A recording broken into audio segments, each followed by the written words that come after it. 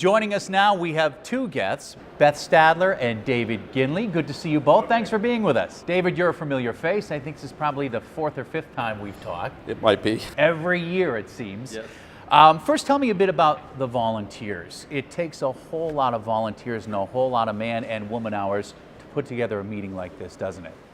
Yeah, it's a really intensive effort that starts a couple of years in advance for the people that are actually sort of the foot soldiers on the ground, the meeting chairs and the symposium organizers.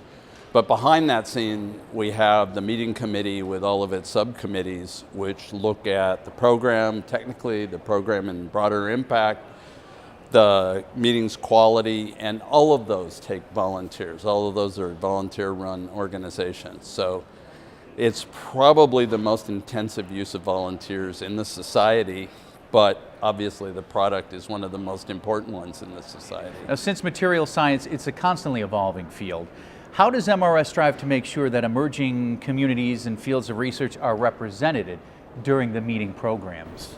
Yeah, it's true. There's always new areas coming up in photonics and spintronics and qubits and quantum information. It's easy for you to say. Yeah, so how do you get these communities involved? You know, a lot of meetings are set up so that there are categories, and you submit every proposal for a symposium, every paper to these long-standing categories. So then you can't change your topics very freely.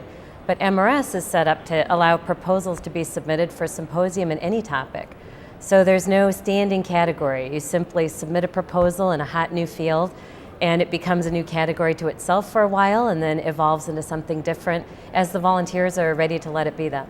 Yeah, so I think maybe the difference is that we let volunteers run the meeting. You give them the reins, you let them go, and they pick their own expertise. They propose their symposia. The meeting chairs craft a different meeting every time. Sometimes these symposia stick, so like the perovskites have gotten bigger and bigger and bigger. Right. And others, we did one on building science a couple of years and disappeared. Kind of withered out the vine. It did. So it's really the fact that we don't tell them what to do that keeps the meeting as fresh as it is. And why is that important then for the constant changing and evolution of these communities? Yeah, so I think MRS is kind of a unique organization, right? I mean, people come here because of the newsworthy topics. And they're not like, I'm a chemist for life, and it's more the idea that we have a very topical meeting. The topics change constantly. We try to stay at the very leading edge. So if you want to know what's going on, you come here. We don't necessarily build long-term loyalty that way, but we build a platform that keeps the science community interested. So how does a particular symposium then get to be part of the meeting if there's this constant evolution and changing? Right, well the best thing to do is to have volunteers, people out there in a hot new area. Back to the volunteers. It is. Always. And you'd want to go on the website and look up call for proposals, and you will find a way to submit proposals to the MRS. And you should not be afraid if you haven't done it before. There's an example there for how a good symposium is crafted.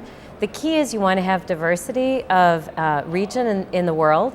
So you want to have people that are in your field around the world, in academia, national lab, and industry, and propose your topic. And even if it starts off small, it might grow over a couple of years. There might be follow-on symposia.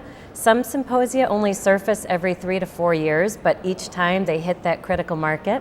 And that's just the way to go. Submit a proposal, and then it gets reviewed by the program development subcommittee. And you never know. And then Could they be chosen. craft a new meeting, yeah. Beth and David, thank you for the great information. Always good to see you. Thanks. Likewise. Thank you.